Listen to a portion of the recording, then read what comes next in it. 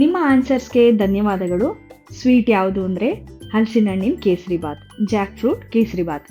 ಇದು ಮಾಡೋಕ್ಕೆ ಬೇಕಾಗಿರೋ ಇಂಗ್ರೀಡಿಯೆಂಟ್ಸ್: ನಾನಿಲ್ಲಿ 250 ml ಹಾಲು ತೊಗೊಂಡಿದ್ದೀನಿ, ಅರ್ಧ ಕಪ್ ಸಕ್ಕರೆ, 1 ಕಪ್ಪು ಹೆಚ್ಚಿಟ್ಕೊಂಡಿರೋ ಹಲಸಿನ ಹಣ್ಣು, 1 ಕಪ್ ಮೀಡಿಯಮ್ ರವೆ, ಸ್ವಲ್ಪ ಕಟ್ ಮಾಡಿಟ್ಕೊಂಡಿರೋ ಬಾದಾಮಿ ಮತ್ತು ಗೋಡಂಬಿ, ಅರ್ಧ ಕಪ್ ತುಪ್ಪ. ನೀವು ಬೇಕಾದರೆ ಸ್ವಲ್ಪ ಎಣ್ಣೆ ಸ್ವಲ್ಪ ತುಪ್ಪ ಯೂಸ್ ಮಾಡ್ಬೋದು, ಏಲಕ್ಕಿ ಪುಡಿ, ಕೇಸರಿ ಮತ್ತು 2 ಲವಂಗ.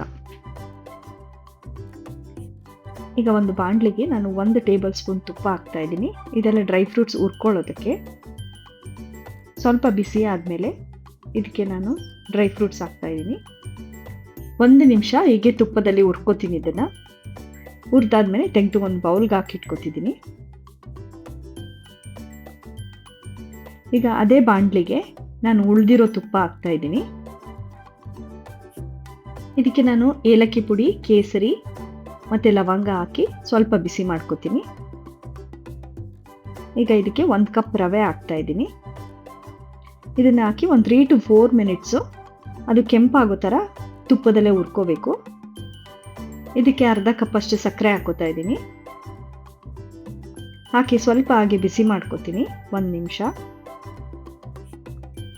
ಇದಕ್ಕೆ ಈಗ ಹೆಚ್ಚಿಟ್ಕೊಂಡಿರೋ ಹಲಸಿನ ಹಣ್ಣು ಹಾಕ್ತಾ ಇದ್ದೀನಿ. ಇದನ್ನು ಹಾಕಿ 1 ರಿಂದ 2 ನಿಮಿಷ ಹಾಗೆ ಬೇಯಿಸ್ಕೋಬೇಕು ರವೆ ಜೊತೆಗೇನೆ.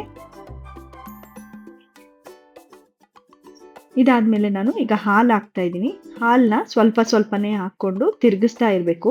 ಮಧ್ಯದಲ್ಲಿ ನಿಲ್ಲಿಸಬೇಡಿ, ಮಧ್ಯದಲ್ಲಿ ನಿಲ್ಲಿಸಿದ್ರೆ ಅದು ಲಂಪ್ಸ್ ಆಗುತ್ತೆ. ಸೊ ನಿಧಾನಕ್ಕೆ ಈಗ ಹಾಲು ಹಾಕಿ ತಿರುಗಿಸ್ತಾ ಇರಬೇಕು. ಈ ಹಲಸಿನ ಹಣ್ಣಿನ ಸೀಸನ್ನಲ್ಲಿ ನೀವು ಕೂಡ ಮನೇಲಿ ಈ ಸ್ವೀಟ್ನ ಟ್ರೈ ಮಾಡಿ, ಟೇಸ್ಟ್ ಹೇಗಿದೆ ಅಂತ ಖಂಡಿತವಾಗ್ಲೂ ಕಮೆಂಟ್ ಬಾಕ್ಸಲ್ಲಿ ಕಮೆಂಟ್ ಮಾಡಿ. ನಿಮ್ಮ ಕಮೆಂಟ್ಸು, ನಿಮ್ಮ ಲೈಕ್ಸು ನಮ್ಗೆ ಇನ್ನೂ ಹೆಚ್ಚಿನ ರೆಸಿಪಿಗಳನ್ನ ಪೋಸ್ಟ್ ಮಾಡೋದಕ್ಕೆ ಸ್ಫೂರ್ತಿ. ಸೊ ಕಮೆಂಟ್ ಮಾಡ್ತಾಯಿರಿ, ಲೈಕ್ ಮಾಡ್ತಾಯಿರಿ. ಇಲ್ಲಿ ನಾನು ಒಂದು ಚಿಟಿಕೆಯಷ್ಟು ಅರಿಶಿನ ಪುಡಿ ಹಾಕೋತಾ ಇದ್ದೀನಿ, ಯಾಕಂದರೆ ಕಲರ್ಗೋಸ್ಕರ ಅಷ್ಟೇ.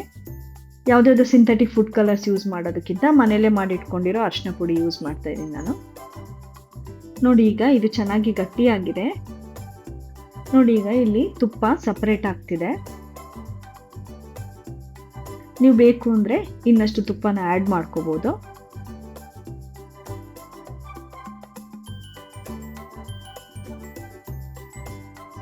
ನಾನೀಗ ಇದಕ್ಕೆ ಫ್ರೈ ಮಾಡಿಟ್ಕೊಂಡಿರೋ ಡ್ರೈ ಫ್ರೂಟ್ಸ್ ಹಾಕ್ತಾ ಇದ್ದೀನಿ.